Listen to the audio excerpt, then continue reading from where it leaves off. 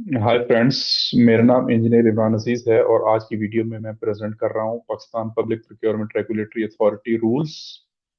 और हमारा आज का टॉपिक है pre qualification of suppliers and contractors और ये डिस्कस हुआ है रूल नंबर 15 में। तो हमारे साथ जुड़े रहिए। हम आज डिटेल में प्री क्वालिफिकेशन प्रोसेस को डिस्कस करेंगे और हम आपको एक्सप्लेन करने की कोशिश करेंगे कि पेपरा ने क्या गाइडलाइंस मुरतब की हैं इस प्रोसेस को इम्प्लीमेंट और एग्जीक्यूट करने के लिए। और इसके साथ साथ मैं एडिशनली आपको पाकिस्तान इंजीनियरिंग काउंसिल के स्टैंडर्ड प्री क्वालिफिकेशन प्रोसीजर्स के साथ भी एक्सप्लेन करूंगा। तो बढ़ते हैं कंप्यूटर स्क्रीन की तरफ जिस पे मैं आपको प्रेजेंटेशन और फिर पीईसी वेबसाइट पे जो स्टैंडर्ड प्री क्वालिफिकेशन प्रोसीजर है उसके बारे में आपको एक्सप्लेन करूंगा। तो वीडियो को जरूर शेयर कीजिए और कमेंट कीजिए और हमें बताइए कि आपको हमारी वीडियोस कैसी लगती हैं। और अगर आपकी कोई सजेशंस हैं तो you are always welcome. We have an email address which is sifttechsimplified@gmail.com. So anytime you can send your suggestions either through comments or through email. अपनी सजेशन से हमें आगाह कीजिए ताकि आपके कमेंट्स और सजेशन से हमें रहनुमाई भी मिलती है और हम हमें इंकरेजमेंट भी मिलती है। तो जैसा कि मैंने एक्सप्लेन किया कि ये आज की जो टॉपिक है ये रूल नंबर 15 की एक्सप्लेनेशन है। फ्रेंड्स, सो फार हमने रूल नंबर 1 to 14 काफी डिटेल में पढ़ लिया है। और मैंने अपनी तरफ से भरपूर कोशिश की है कि उसको प्रॉपरली और एक्सप्लेनेटरी वे में और सिंप्लीफाइड मैनर में आप तक पहुंचाऊं। तो हमें अपना फीडबैक भी दीजिए कि आपको हमारी गुज़िश्ता वीडियो कैसी लगी। सो चलें बढ़ते हैं आज के टॉपिक की तरफ। प्री क्वालिफिकेशन है क्या और सप्लायर्स और कॉन्ट्रैक्टर्स के केस में प्री क्वालिफिकेशंस के लिए क्या क्या रिक्वायरमेंट्स हैं, क्या क्राइटेरिया है। इंजीनियरिंग काउंसिल का और पेपरा का मैं दोनों आपके सामने रख के उसको एक्सप्लेन करने की कोशिश करता हूँ। सो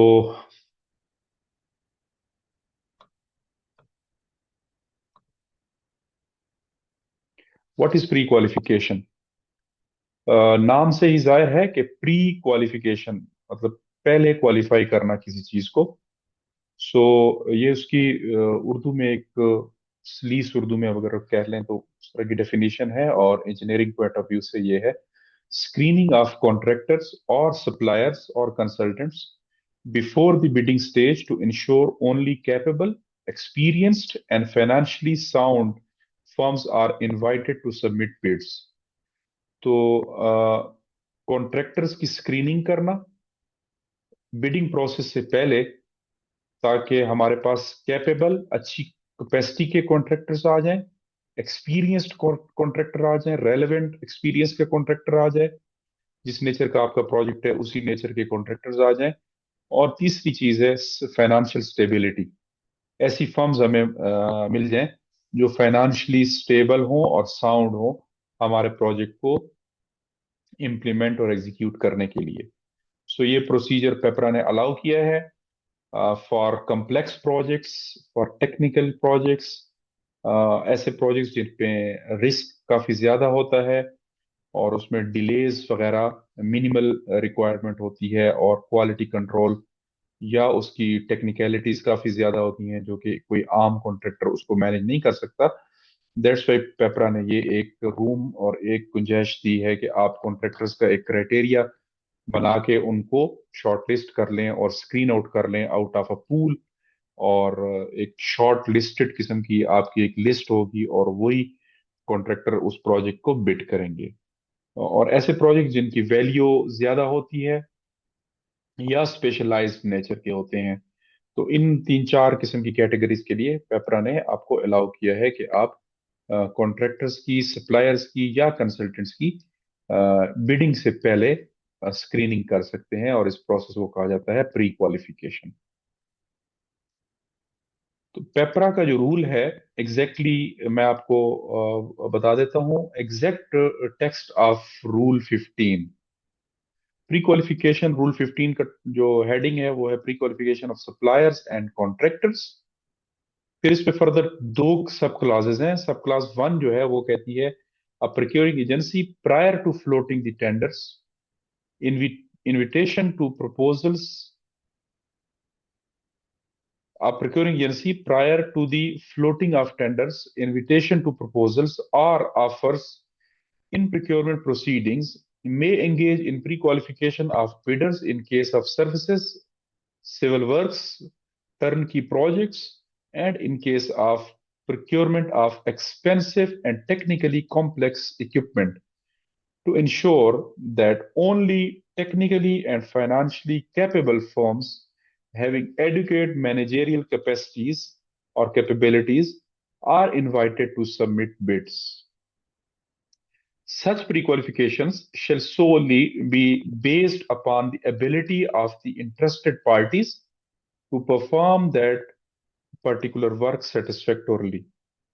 सो पेपरा ने बड़ा क्लियर और जामे किस्म का ये रूल हमें दे दिया है, जिसमें वो कहता है कि आप यानी प्रोक्योरिंग एजेंसी या प्रोक्योरिंग एंटिटी या डिपार्टमेंट या मिनिस्ट्री जो ये प्रोजेक्ट इंप्लीमेंट कर रहे हैं, तो आपके पास एक गुंजाइश और एक रूम है कि आप बिफोर फ्लोटिंग योर टेंडर, अपने टेंडर को एडवर्टाइज करने से पहले, या कोई भी इनविटेशन टू बिड या invitation to proposal in case of consultancy services अगर आप दे रहे हैं, या कोई भी आप सिविल वर्क के लिए टेंडर दे रहे हैं या किसी टर्न की प्रोजेक्ट के लिए टेंडर दे रहे हैं, तो आपने you may engage in pre qualification of beads.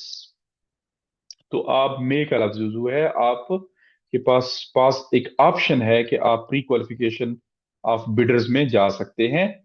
And in case of procurement of expensive and technically complex equipment, अगर आपने कोई गुड्स मंगवानी है जो कि काफी एक्सपेंसिव नेचर की हैं, इक्विपमेंट है, और वो टेक्निकली काफी कॉम्प्लेक्स हैं, तो आप चाहेंगे कि to ensure the technically and financially capable firms having adequate managerial capacities are invited to submit the beads.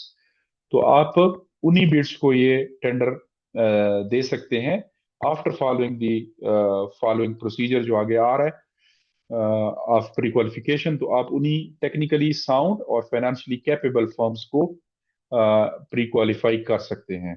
और such pre-qualification will solely be based upon the ability of the interested parties to perform that particular work। तो ये process जो है ये उनकी अपनी interest के ऊपर होगा, कोई कंपल्शन नहीं होगा कोई कॉन्ट्रैक्टर के ऊपर। जो इंटरेस्टेड पार्टीज हैं उस वर्क को परफॉर्म करने के लिए उनकी एबिलिटी के ऊपर डिपेंड करेगा। और 15 का बी जो या टू पार्ट जो है सब क्लास टू, वो फिर हमें एक क्राइटेरिया या एक गाइडलाइन दे देता है पेपरा की तरफ से, मोटी मोटी चीजें। और फिर इसी क्राइटेरिया को अब पाकिस्तान इंजीनियरिंग काउंसिल ने, थैंक्स टू देम, उन्होंने काफी डिटेल में और अनएम्बिगुअस किस्म का एक्सप्लेनेटरी टेबल हमें दे दिया है इन 5 चीजों के ऊपर, काफी डिटेल में, जो कि एक स्टैंडर्ड है पाकिस्तान में अब हर किस्म के वर्क्स डिपार्टमेंट के लिए या प्रोक्योरमेंट के लिए। स्पेशली वर्क डिपार्टमेंट के लिए उन्होंने कॉन्ट्रैक्टर्स तक अपने आप को महदूद रखा है, क्योंकि पाकिस्तान इंजीनियरिंग काउंसिल जो है कंसल्टेंट्स और कॉन्ट्रैक्टर्स के साथ डील करता है, वो गुड्स या सर्विसेज गुड्स की तरफ नहीं जाता, इसलिए उन्होंने अपने आप को वर्क्स तक महदूद रखा। तो उन्होंने हमें इस क्राइटेरिया को एक्सप्लेन करके उनकी ग्रेडिंग और उनका फर्दर मार्किंग क्राइटेरिया और स्कोप भी हमें दे दिया है कि किस क्राइटेरिया के कितने मार्क्स आपने अलाउ करने हैं। तो वो अगली स्लाइड्स में मैं आपको एक्सप्लेन करता हूँ। तो चले हम रूल को स्टडी कर लेते हैं। 15 सब क्लास 2 हमें कहता है, a procuring agency while engaging in pre-qualification may take into consideration the following factors। चंद ऐसे फैक्टर्स हैं 5 मोटे मोटे जिनको आपने या प्रोक्योरिंग एजेंसी ने कंसिडरेशन में रखना है while engaging the pre-qualification process। पहला है relevant experience and past performance of the contractors। गुज़िश्ता या साबका उसकी परफॉर्मेंस, उसकी कारकर्दगी, और उसका रेलेवेंट एक्सपीरियंस। रेलेवेंट एक्सपीरियंस का मतलब है कि अगर आपका प्रोजेक्ट किसी रोड का है, तो क्या उस कॉन्ट्रैक्टर के पास रोड के प्रोजेक्ट्स पहले किए हुए हैं। अगर आप एक हाई राइज बिल्डिंग बना रहे हैं, तो क्या उस कॉन्ट्रैक्टर के पास हाई राइज बिल्डिंग का एक्सपीरियंस है, उसके रेलेवेंट इक्विपमेंट्स वगैरह और पर्सनल हैं। और अगर आपका कोई आईटी पार्क बन रहा है तो आप क्या उस कॉन्ट्रैक्टर के पास, उस फर्म के पास आईटी का पहले से एक्सपीरियंस कितना है। तो रेलेवेंट एक्सपीरियंस का ये मकसद है। नंबर बी में उन्होंने बता दिया है कि आपने उनसे capabilities with respect to personnel, equipment and plant ये लेनी है, और फिर उन्हीं उनको आगे पीसी ने मार्किंग भी हमें बता दी है कि आपने पर्सनल के कितने मार्क्स रखने हैं, इक्विपमेंट में कितने मार्क्स रखने हैं, और प्लांट्स में कितने मार्क्स रखने हैं। और नंबर सी पे पेपरा कहता है कि आपने उनसे फाइनेंशियल साउंडनेस या फाइनेंशियल पोजीशन का प्रूफ भी लेना है, और इसके भी फिर हमें पीसी ने मार्क्स बता दिए हैं कि आपने फाइनेंशियल में कितने मार्क्स देने हैं। और फोर्थ में है अप्रोप्रिएट मैनेजेरियल कैपेसिटी, उसके मैनेजेरियल कैपेसिटी कितनी है। पहले में आपका टेक्निकल स्टाफ की कैपेसिटी आ गई, पार्ट बी में पर्सनल में, और यहाँ पे डी में आपकी मैनेजेरियल स्टाफ की कैपेसिटी आ गई। और उसके बाद ई में है any other factor that is a procuring agency may deem relevant, may consider it to be relevant, not inconsistent with these rules or PEPRA guidelines. इसके अलावा आप कोई एडिशनल फैक्टर भी दे सकते हैं, लेकिन that should be inconsistent with these rules. तो ये हमारे पास 5 किस्म की गाइडलाइंस हैं, या पी क्यू एवेल्युएशन क्राइटेरिया है, सब हेड्स आप कह लें, जो आपने कॉन्ट्रैक्टर से लेने हैं प्री क्वालिफिकेशन एप्लीकेशन के साथ।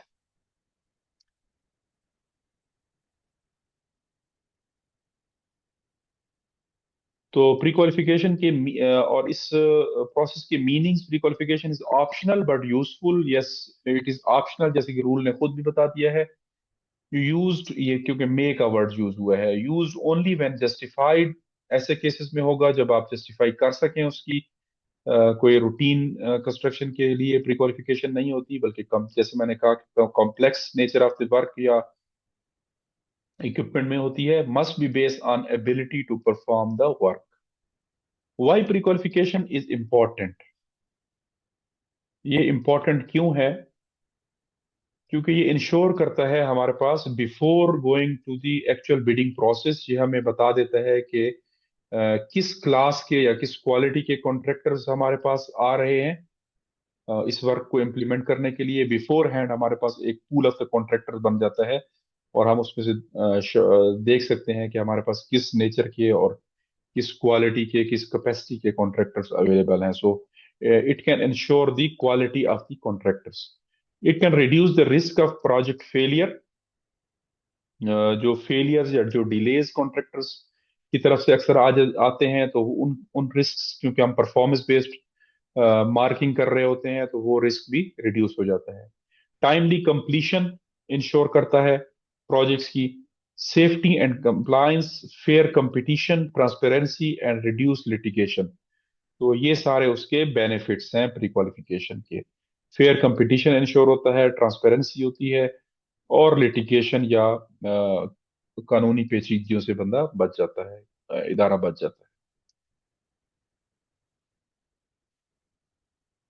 है। When pre qualification is needed, जैसे कि रूल ने भी एक्सप्लेन कर दिया, Pakistani procuring agencies use pre qualification for, हम नॉर्मली इन किस्म के, और not limited to them but mostly out of this list, हम इन प्रोजेक्ट्स के लिए नॉर्मली प्री क्वालिफिकेशन देखते हैं या कर रहे होते हैं। जैसे कि हाई राइज बिल्डिंग प्रोजेक्ट्स हों, ब्रिजेस हों, इंटरचेंजेस हों, या फ्लाईओवर्स के प्रोजेक्ट्स हों, टर्न की हॉस्पिटल और लैब इक्विपमेंट प्रोक्योरमेंट हो, वाटर ट्रीटमेंट या वाटर सप्लाई के मेगा प्रोजेक्ट्स हों, या मेगा रोड्स और हाईवेज के प्रोजेक्ट्स हों।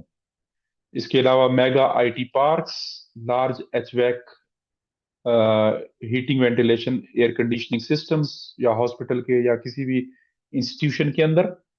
उसके बाद स्पेशलिस्ट मेडिकल इक्विपमेंट, इस तरह एमआरआई वगैरह, सीटी स्कैन, या इससे भी आजकल एडवांस काफी ज्यादा मेडिकल इक्विपमेंट्स हैं, उनको मंगवाने के लिए।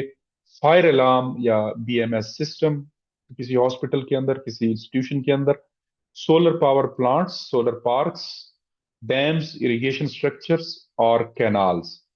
तो ये कुछ चंद एग्जाम्पल्स हैं, नेचर्स हैं प्रोजेक्ट्स की, कि जिनके लिए आपने देखा होगा कि अक्सर डिपार्टमेंट्स जो है वो प्री क्वालिफिकेशन करते हैं इन किस्म के प्रोजेक्ट्स के लिए।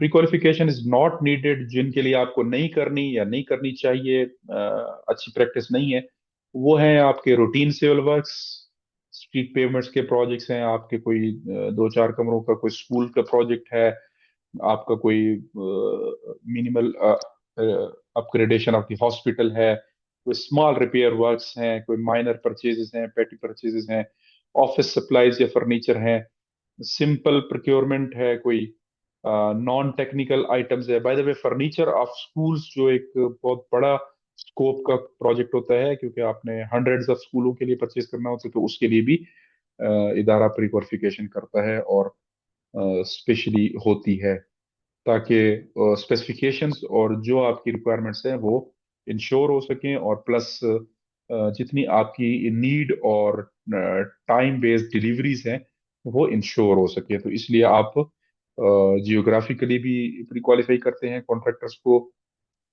और उनकी फाइनेंशियल कैपेबिलिटीज के हिसाब से भी प्री क्वालिफाई करते हैं। तो ये कुछ रूटीन प्रोजेक्ट्स हैं जिनके लिए प्री क्वालिफिकेशन का प्रोसेस अप्लाई नहीं होता और नहीं करना चाहिए। Types of pre qualification in Pakistan, normally तीन किस्म की प्री क्वालिफिकेशंस होती हैं। एक होती है ओपन प्री क्वालिफिकेशन, जो कि पब्लिकली एडवर्टाइज होती है, ऑल फॉर्म्स में अप्लाई, और common for large civil work. अक्सर न्यूज़पेपर्स में और वेबसाइट्स डिपार्टमेंट की प्लस पेपरा की वेबसाइट के ऊपर ये प्री क्वालिफिकेशन एडवर्टाइज होती है, और ऑल फर्म्स हर कोई इसमें अप्लाई कर सकता है। फिर फर्दर उसमें क्राइटेरिया के हिसाब से उसकी वैल्यूएशन होगी, और ये नॉर्मल या लार्ज सिविल प्रोजेक्ट्स के लिए होता है। उसके अलावा shortlisting selective pre qualification use when non specialized vendors exist, common in medical, lab, water treatment, operation, engineering and management cases. तो इस तरह की कुछ लैब वगैरह की अपग्रेडेशन हो, वाटर ट्रीटमेंट हो या मेडिकल केसेस हो, तो वो सिलेक्टिव फर्म्स की भी प्री क्वालिफिकेशन होती है। उसके अलावा pre qualification for multi year framework agreement या फ्रेमवर्क कॉन्ट्रैक्ट के लिए भी डिपार्टमेंट्स एनुअल बेसिस के ऊपर प्री क्वालिफिकेशन करते हैं। अब रूल 15 टू जो है वो हमें कुछ क्राइटेरिया बताता है। ये बातें अभी तक जो हमने की ये रूल 15 1 के अंदर थी नॉर्मली, और 15 सब क्लास 2 जो है वो हमें कोई पांच मोटी मोटी चीजें मैंने आपको बताई थी पीछे रूल में, वो हमें बताता है। इट अलाउज ओनली 5 कैटेगरीज जिसमें आपने कॉन्ट्रैक्टर से इन चीजों में उनके एविडेंसेस या उनकी डॉक्यूमेंटेशन लेनी है। एक उनका रेलिवेंट एक्सपीरियंस या पास्ट परफॉर्मेंस आपने चेक करनी है, personal equipment and plant capacities आपने चेक करनी है, उनकी फाइनेंशियल पोजीशनिंग आपने चेक करनी है, बैंक स्टेटमेंट वगैरह लेके या ऑडिटेड स्टेटमेंट लेके। उसके बाद मैनेजेरियल कैपेसिटी उनकी चेक करनी है, और कोई ऐसा अदर फैक्टर जो आपका इन रूल्स के साथ इनकंसिस्टेंट ना हो। तो ये कुछ मोटी मोटी गाइडलाइंस पेपरा ने सेट कर दी हैं। अब हम इसको वन बाय वन डिस्कस करते हैं कि इनमें क्या क्या एग्जाम्पल्स होंगी, या इनकी क्या रिक्वायरमेंट होती हैं। फॉर एग्जाम्पल क्राइटेरिया वन जो है, आपने relevant experience and past performance की बात करता है। इसमें आपने यूजुअली चेक करना होगा उसके सिमिलर स्केल के प्रोजेक्ट्स जो उन्होंने कंप्लीट किए हैं लास्ट 3 इयर्स में नॉर्मली। यार अगर आपका कोई छोटा प्रोजेक्ट है तो आप लास्ट 1 ईयर के भी कर सकते हैं। कंप्लीशन सर्टिफिकेट्स उनके पास होनी चाहिए, या अब अगर आप कॉन्ट्रैक्टर हैं और आप ये वीडियो देख रहे हैं तो आपके पास ये चीजें होनी चाहिए जिसके लिए प्रोक्योरिंग एंटिटी आपको चेक करेगी ड्यूरिंग प्री क्वालिफिकेशन प्रोसेस। आपके सिमिलर स्केल प्रोजेक्ट्स कंप्लीट होने चाहिए before you apply for this pre qualification. उसके बाद कंप्लीशन सर्टिफिकेट्स आपने लगानी है पीक्यू के साथ। परफॉर्मेंस सर्टिफिकेट, अगर आपने कोई लेटर ऑफ एक्सेप्शंस या परफॉर्मेंस एक्स्ट्राऑर्डिनरी परफॉर्मेंस के कोई सर्टिफिकेट्स लिए हैं प्रोजेक्ट मैनेजर से या एम्प्लॉयर से, तो वो आपने लगाने हैं। Experience in last 5 to 10 years, मैं आगे बाय द वे पीईसी के डिटेल में आपको एक्सप्लेन करने जा रहा हूं, तो ये जर्नल एक टच है, ये not specific related to PEC, but ये जर्नल ये चीजें नॉर्मली चेक करते हैं, specially in case of Pakistan and even बाहर के लिए भी। अगर आप कोई इंटरनेशनल प्रोक्योरमेंट कर रहे हैं या आप कोई फ्रीलांसर हैं और आप ये वीडियो देख रहे हैं, तो उधर भी ये चीजें करनी होती है। नॉन ब्लैक लिस्टिंग डिक्लेरेशन आपने देना होगा, progress on on going works आपने देनी है। उसके बाद रेलिवेंट एक्सपीरियंस में अगर आपको for example water filtration plant का कोई प्रोजेक्ट है, तो आपने experience for minimum similar water treatment plant का पिछले साल या 2 साल में आपने देख लेना है कि ये एक्सपीरियंस उस कॉन्ट्रैक्टर के पास है।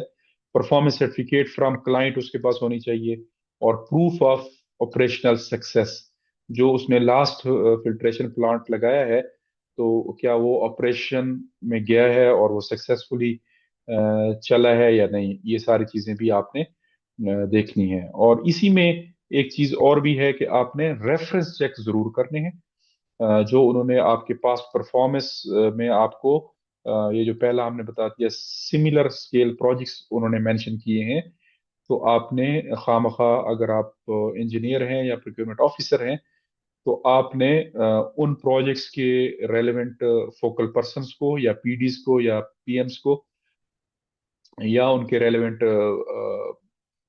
प्रोक्योरमेंट या कॉन्ट्रैक्ट्स के जो लोग हैं उनको आपने कांटेक्ट करके उनका रेफरेंस चेक जरूर करना है। कि अक्सर ये भी देखा गया है कि वो फेक लिस्ट भी लगी होती है, तो उसको इंश्योर करें कि एटलीस्ट लास्ट 2 इयर्स के तो आपने इंश्योर करने हैं कि इनमें जो प्रोजेक्ट्स हैं क्या वो वाकई जेन्युइन और लेजिटिमेट प्रोजेक्ट्स और कॉन्ट्रैक्ट्स हैं। तो रेफरेंस चेक बहुत इंपॉर्टेंट है। इसके अलावा आपने पर्सनल इक्विपमेंट और प्लांट की लिस्ट लगानी है अगर आप कॉन्ट्रैक्टर्स हैं, और आप ने चेक करनी है अगर आप इंजीनियर या कंसल्टेंट हैं। की टेक्निकल पर्सनल में उनके पीईसी रजिस्टर्ड इंजीनियर्स होने चाहिए, उनका फिर आपने पीईसी नंबर और पीईसी की वेबसाइट से उसकी वेरिफिकेशन करनी होगी। उसके बाद उसके पास क्वांटिटी सर्वेयर्स कितने हैं, सुपरवाइजर्स कितने हैं, एक्सपर्ट्स कितने हैं, प्रोजेक्ट मैनेजर है। List of machinery and equipment में फिर आपने देखना होगा excavator, mixer, cranes, dumpers, asphalt plants या बैचिंग प्लांट्स वगैरह। अगर आपका हाई राइज बिल्डिंग का या किसी रोड साइड का प्रोजेक्ट है तो वो भी आपने असफाल्ट वगैरह का इंश्योर करना है। तो ये कुछ मोटी मोटी जर्नल रिक्वायरमेंट्स हैं क्राइटेरिया 2 के अंदर जो आपने इंश्योर करनी है। उसके अलावा अगर आपका मैकेनिकल, इलेक्ट्रिकल, प्लम्बिंग वर्क्स है तो उसमें आपने कमिश्निंग इंजीनियर्स, इंस्टॉलर्स, रिगर्स वगैरह, टेस्टिंग इक्विपमेंट, ये सारी चीजें आपने इंश्योर करनी है कि उसकी प्लांट्स के अंदर उसकी या इक्विपमेंट के अंदर उसकी लिस्ट लगी हो। उसके अलावा अगर आपका प्रोजेक्ट फ्लाईओवर वगैरह का प्रोजेक्ट है तो कॉन्ट्रैक्टर मस्ट शो फ्लाईओवर, या इन केस ऑफ हाईवे या रोड तो उनके पास asphalt plant, batching plant, crane और क्वालिफाइड स्ट्रक्चरल इंजीनियर का होना जरूरी है। तो ये कुछ मोटी मोटी गाइडलाइंस या चेकलिस्ट है जो आपने ख्याल करनी है। उसके अलावा क्राइटेरिया 3 में आपने ये देखना है कि उसका एनुअल टर्नओवर कितना है, बैंक स्टेटमेंट्स लगी हैं, और आपकी जो प्रोजेक्ट कॉस्ट है उसके हिसाब से उसके पास टर्नओवर है या नहीं। एवरेज एनुअल कंस्ट्रक्शन टर्नओवर कितना है, बैंक क्रेडिट लाइन उसके पास मौजूद है और कितने बैंकों की है, बैंक सिक्योरिटीज वगैरह के लिए, या आपके रेवेन्यूज जो कॉन्ट्रैक्टर के पास होते हैं वो कितने हैं आपके प्रोजेक्ट के लिए। उसके बाद नेटवर्थ वो पॉजिटिव में होनी चाहिए, लाइबिलिटीज नहीं होनी चाहिए। ऑडिटेड फाइनेंशियल स्टेटमेंट आपने देख लेनी है, और वो भी हो सके तो इस चीज को जरूर आप रेफरेंस चेक कीजिए, क्योंकि मेरा पर्सनल एक्सपीरियंस है कि ऑडिटेड फाइनेंशियल स्टेटमेंट अक्सर औकात फेक लगी होती है, और वो ऑडिटेड स्टेटमेंट नहीं होती बल्कि अकाउंट स्टेटमेंट होती है, और आपने इंश्योर करना है कि ऑडिटेड स्टेटमेंट ही लगी हो। उसके बाद एफबीआर के साथ एक्टिव टैक्स पेयर है, सेल्स टैक्स और इनकम टैक्स में। तो ये चीजें भी आपने एफबीआर की वेबसाइट से चेक करनी है उनका एफबीआर एनटीएन नंबर देकर।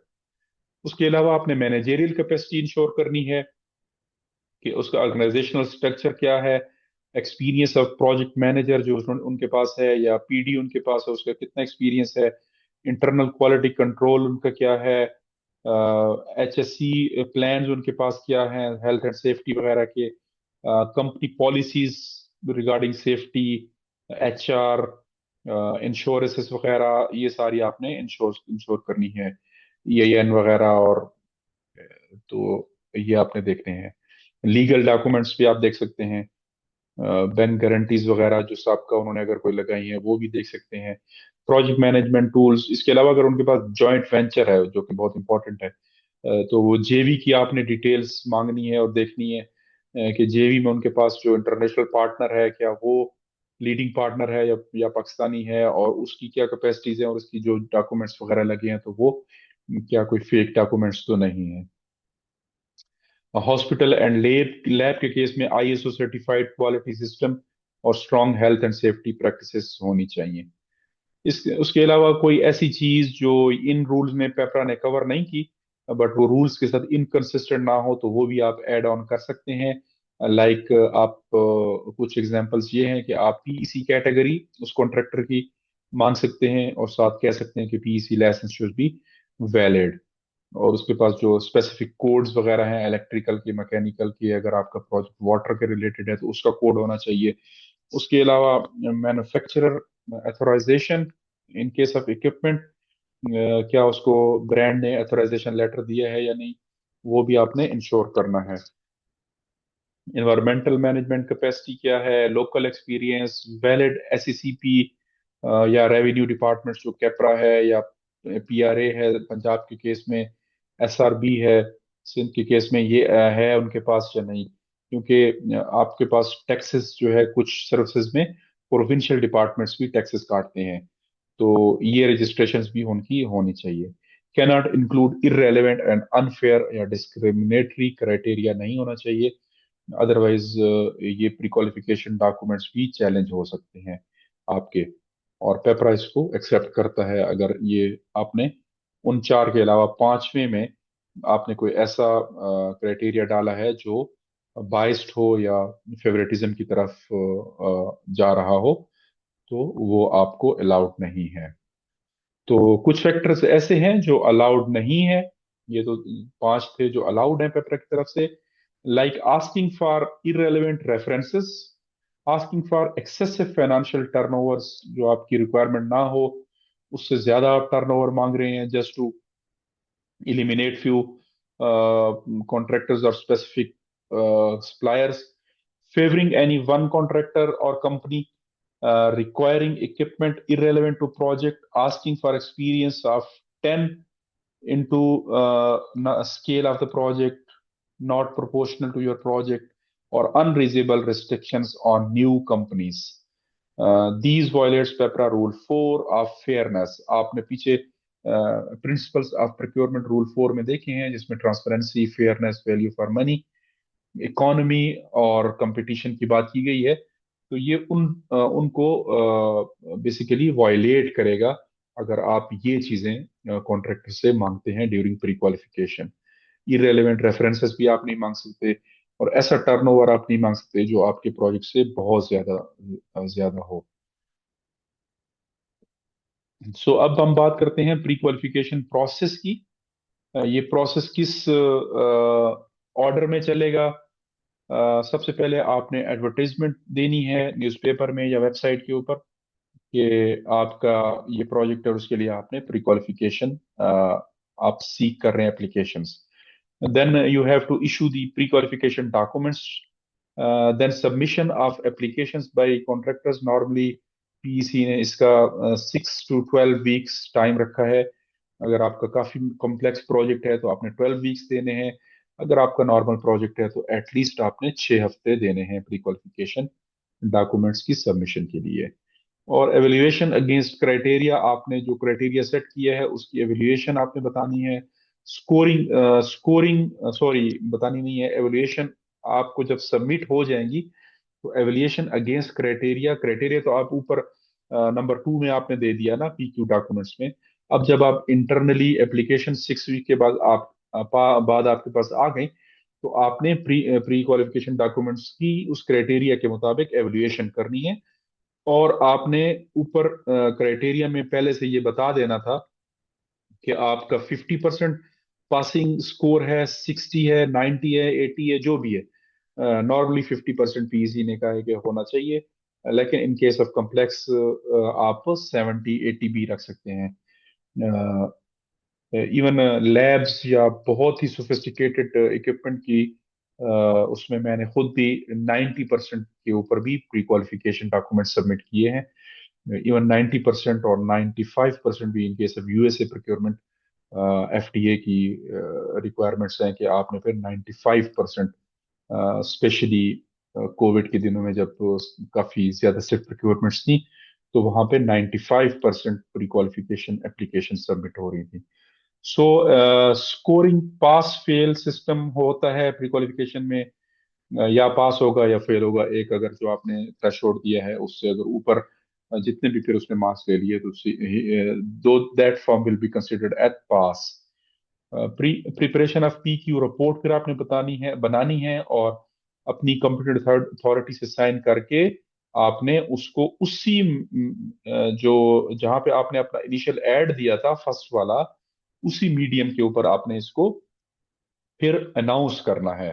लाइक अगर आपने न्यूज़पेपर में दिया था तो आपने न्यूज़पेपर के थ्रू अनाउंस करना है, और अगर आपने वेबसाइट पे दिया था तो वेबसाइट के थ्रू अनाउंस करना है। और देन उसके बाद आपने इनविटेशन टू बिड सिर्फ उन्हीं फर्म्स को इशू करने हैं जिनको आपने प्री क्वालिफाइड डिक्लेयर कर दिया अपने प्रोजेक्ट के लिए। सो ये एक सीक्वेंस है और ये एक प्रोसीजर है, एक चेकलिस्ट है, you can say, pre qualification process को एग्जीक्यूट करने के लिए। तो then we are moving on to standard scoring model, जो पाकिस्तान इंजीनियरिंग काउंसिल ने हमारी आसानी के लिए एक मॉडल या क्राइटेरिया प्री क्वाल डॉक्यूमेंट्स या प्री क्वाल ऑफ कॉन्ट्रैक्टर्स के लिए तय कर दिया है। तो लेट्स डिस्कस दिस क्राइटेरिया। इसने भी उसी तरह ही चार मोटी मोटी चीजें दी हैं, जिसमें से first one is financial soundness, और पीईसी कह रहा है कि इसके आपने 30 नंबर देने हैं, 30 marks. Experience record 35 marks, personal capacities 15 marks, और इक्विपमेंट कैपेबिलिटीज के 20 मार्क्स। तो टोटल जो है वो 100 मार्क्स आपके होंगे। तो ये मोटी मोटी चार चीजें हैं, फाइनेंशियल के 30 नंबर, एक्सपीरियंस के 35, पर्सनल कैपेसिटीज के 15, और इक्विपमेंट या प्लांट वगैरह के 20। और पीईसी ये कहता है कि ये पास फेल बेसिस पे होगा, और the applicant must secure at least 50% score in each category. Her category में कम से कम 50% स्कोर लेना जरूरी है। फिर पासिंग मार्क्स वो डिपार्टमेंट के ऊपर डिपेंड करता है कि वो 70 के ऊपर पासिंग कर रही है ओवरऑल, या 80 के ऊपर, या 60 के ऊपर। बट हर कैटेगरी में कम से कम 50% नंबर लेना मैंडेटरी है पीईसी की तरफ से। तो ये मैंने लिंक भी नीचे दे दिया है वीडियो में, अगर आपने वेबसाइट के ऊपर देखना है तो वो भी आप देख सकते हैं। इसमें मैंने ये स्क्रीनशॉट उसी डॉक्यूमेंट से लेके आपको एक्सप्लेन करने के लिए यहाँ पे प्रोवाइड कर दिए हैं। तो जिस तरह हमने यहाँ पे डिस्कस किया, नंबर 2 में एक्सपीरियंस रिकॉर्ड इसके 35 है। तो अब पीसी ने हमारी आसानी के लिए या कॉन्ट्रैक्टर्स की आसानी के लिए भी इन 35 मार्क्स का एक ब्रेकअप भी हमें दे दिया है कि ये 35 मार्क्स आपने किस हिसाब से अवॉर्ड करने हैं। सो credit marks for experience shall be awarded on the basis of the following qualifications. 35 को फिर इन्होंने 15, 10, 5 और 5 4 हिस्सों में तकसीम किया है। First one is projects of similar nature and complexity completed over last 10 years। पिछले 10 सालों में इस फर्म ने सिमिलर नेचर एंड कम्प्लेक्सिटी के प्रोजेक्ट्स कंप्लीट किए हैं, वो उसके 15 मार्क्स होंगे। अच्छा, मजीद मजे की बात है कि पीईसी ने इस 15 को भी फर्दर हमें बता दिया है कि ये 15 की आपने ब्रेकअप किस तरह करनी है। वो फिर आप को मैंने यहाँ पे लिंक दे दिया है, आप इस डॉक्यूमेंट के ऊपर जाके आप इसको देख सकते हैं पीसी की वेबसाइट के ऊपर। और मैं अपने डिस्क्रिप्शन में भी वो डॉक्यूमेंट अटैच कर दूंगा, तो आप वहां से भी उसको फर्दर देख सकते हैं। क्योंकि टाइम की कमी की वजह से मैं मजीद हर पॉइंट को फिर एक्सप्लेन नहीं कर सकता। और मैं इसके ऊपर वैसे पीसी की बिडिंग डॉक्यूमेंट्स और पीई का प्री क्वालिफिकेशन क्राइटेरिया, इसके ऊपर सेपरेट वीडियो भी बनाऊंगा, ताकि इसके ऊपर भी लोगों की अवेयरनेस की जाए। after completing this PEPRA rule series. So we will be moving on to PEC standard bidding documents, inshallah. So the second one is projects of similar nature and complexity in hand. पिछला 15 point है, 10 साल में उसने कितने किए और अभी currently उनके पास कितने हैं इन हैंड, उसके 10 नंबर हैं. Experience of works related projects but not basic part, 5 number. Status of enlistment with government organizations और line departments, उसके 5 मार्क्स हैं. उसके अलावा पर्सनल कैपेसिटी के टोटल 15 मार्क्स हैं मेन क्राइटेरिया में. यहाँ पे अगर आप देखें तो नंबर 3 के ऊपर 15 मार्क्स हैं. और अब 15 को उन्होंने मजीद एक्सप्लेन कर दिया है कि 15 फिर आपने किस हिसाब से देने हैं. आपने graduate engineers registered with Pakistan engineering council, उसके 9 नंबर, जिसमें से नंबर ऑफ इंजीनियर्स के 6 number, experience of engineers in number of years में टोटल 3 नंबर्स. उसके बाद number of diploma holders engineers in employment of the firm. Diploma holders उनके पास कितने हैं और फिर उनका एक्सपीरियंस कितना है, तो ये हर एक इंजीनियर के ऊपर फिर एक एक नंबर आपने देना है. इसी तरह 15 नंबर आपके पास ये आ जाएंगे. उसके अलावा इक्विपमेंट कैपेबिलिटीज में आप list of equipment and assign marks, वो आपके ऊपर पीसी ने छोड़ दिया है कि आपके प्रोजेक्ट्स के हिसाब से क्या आपको क्रेन चाहिए, आपको बैचिंग प्लांट चाहिए, एसफाल्ट प्लांट चाहिए, आपको मिक्सर ट्रांजिट मिक्सर्स चाहिए, क्या चाहिए, जो भी आपको चाहिए आपने वो लिस्ट पहले से देनी है और उसके आगे उसके नंबर भी पहले से आपने असाइन करने हैं. तो टोटल इसको 20 से ज्यादा नहीं होना चाहिए इन नंबर्स को. इसी तरह financial soundness, available pen credit line 5 number, total 30 marks है फाइनेंशियल साउंडनेस के. उसके बाद working capital in last 3 years कितना था, 5 number. Registration with income tax department 5 number. Litigation history 5 number. Black listing from any agency 5 number. अगर black listing नहीं है तो 5 नंबर, अगर ब्लैक लिस्टेड है तो यहाँ पे नंबर नहीं मिलेंगे. Valid license for other related items, तो यहाँ पे भी 5 नंबर उसके वैलिड लाइसेंस के किसी भी और एजेंसी के साथ. तो ये टोटल ब्रेकअप है हमारे पास 30 मार्क्स का. और इसी तरह ये 30 प्लस 20 50, 50 जमा 15 65 और फिर 35 एक्सपीरियंस के, तो टोटल मिला के ये 100 मार्क्स होगा. और हर कैटेगरी में 50 मार्क्स देना मैंडेटरी है. सो आई होप ये क्राइटेरिया और स्कोरिंग मॉडल जो है वो आपको क्लियर है. इसको मजीद फर्दर भी मैं एक्सप्लेन करूंगा इंशाल्लाह, तो वो वीडियो भी आप जरूर देखिएगा. उसके बाद बेस्ट प्रैक्टिसेस हम डिस्कस कर लेते हैं और बैड प्रैक्टिसेस जो नॉर्मली प्री क्वालिफिकेशन के केस में ऑब्जर्व की हैं. बेस्ट प्रैक्टिसेस में होता है कि make clear transparent pre qualification criteria. आपका क्राइटेरिया एम्बिगुअस नहीं होना चाहिए, क्लियर होना चाहिए. ये एक बेस्ट प्रैक्टिस है. और क्लियर होना चाहिए और फेयर होना चाहिए. Do not over restrict competition. Competition को खामखा आप रिस्ट्रिक्ट ना करें.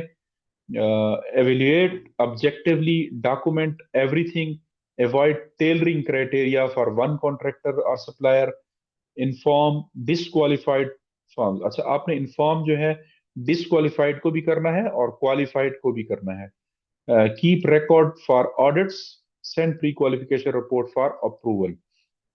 तो ये कुछ बेस्ट प्रैक्टिसेस हैं जो आपको लेनी है और करनी है during pre qualification as an agency या प्री क्वालिफिकेशन प्रोक्योरिंग एंटिटी.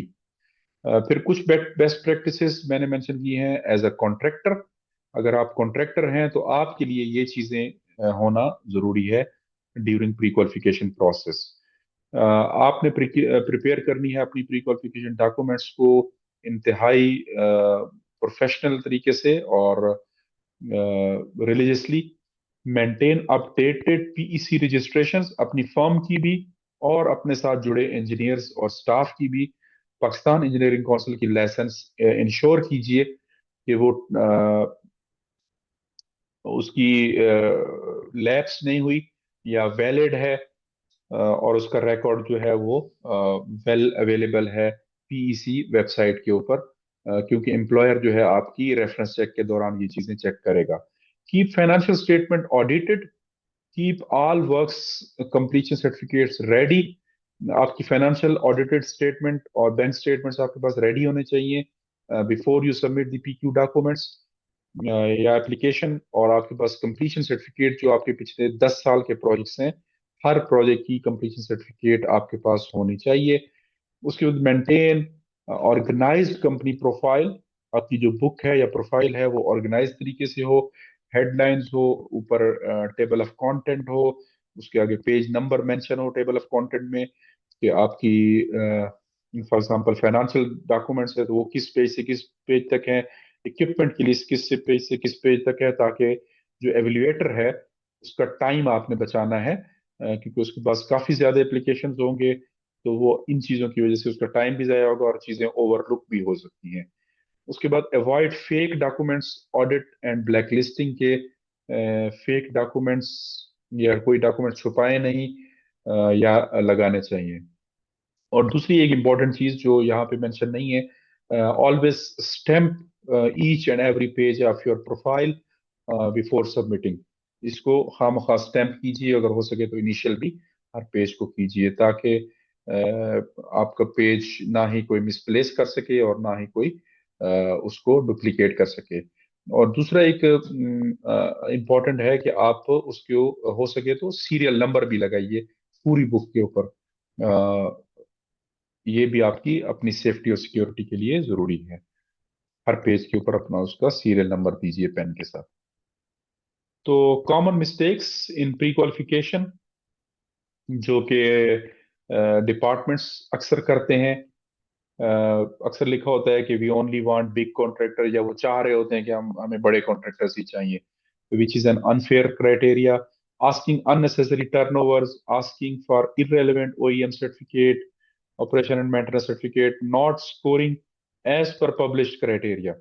ये भी एक बड़ा इशू होता है कि आपने क्राइटेरिया में जो स्कोर मेंशन किया है, फिर आप एवोल्यूएशन के टाइम पे उसको ऑनर नहीं करते और उसको मेंशन नहीं करते, या उसी उसी तरह की आप स्कोरिंग नहीं करते, और अल्टीमेटली ये चैलेंज हो जाता है चीज।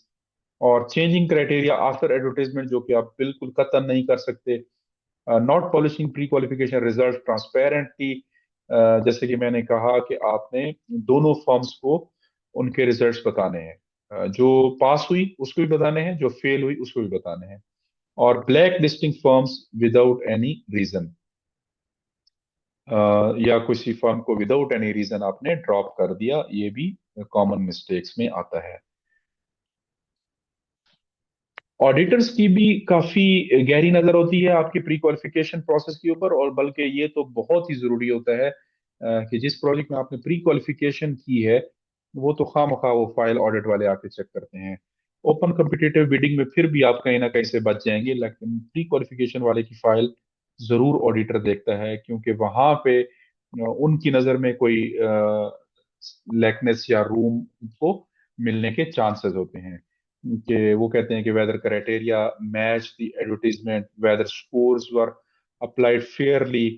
आपने जो एवल्यूएशन की है क्या वो फेयर थी, as per your publish criteria थी या नहीं थी। किसी ऐसे एलिजिबल कॉन्ट्रैक्टर को आपने आउट तो नहीं कर दिया, या किसी माठे कॉन्ट्रैक्टर को आपने इन तो नहीं कर दिया। Whether reasons for rejection were documented and which were those, वो भी वो देखना चाहेंगे।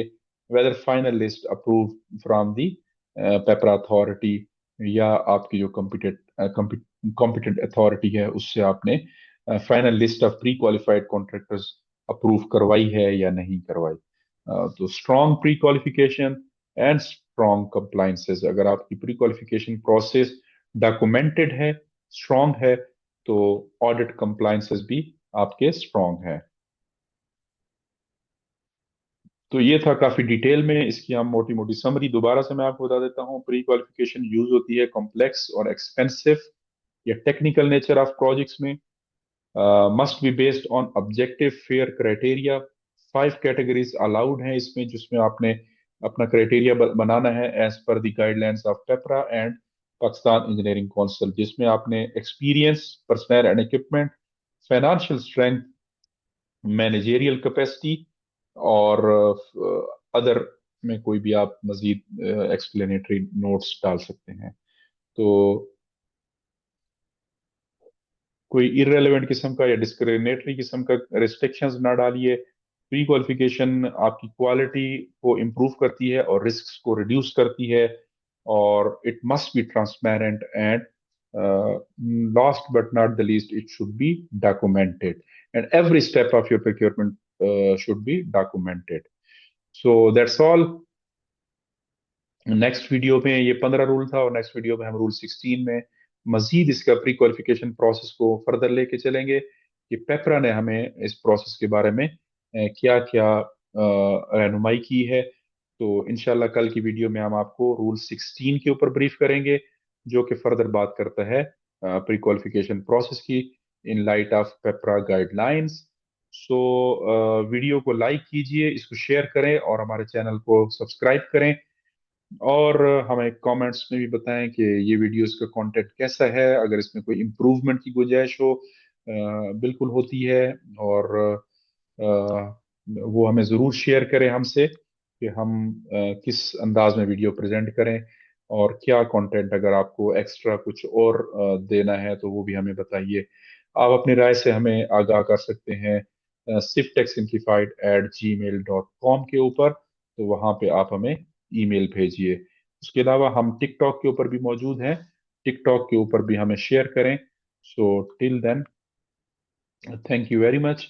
और टिकटॉक, फेसबुक, इंस्टाग्राम और व्हाट्सएप का मैं लिंक जो है वो डिस्क्रिप्शन में भी दे दूंगा, तो वहां से भी आप देख सकते हैं। उसके अलावा डिस्क्रिप्शन में आपको मैं पीडीएफ का लिंक भी दे दूंगा, और इस प्रेजेंटेशन का लिंक भी दे दूंगा, ताकि आप उसको फ्यूचर में अपने वर्क के लिए इसको इस्तेमाल कर सकें। So till tomorrow, good bye, और have a nice day. Thank you very much, and see you in the next video. Allah Hafiz.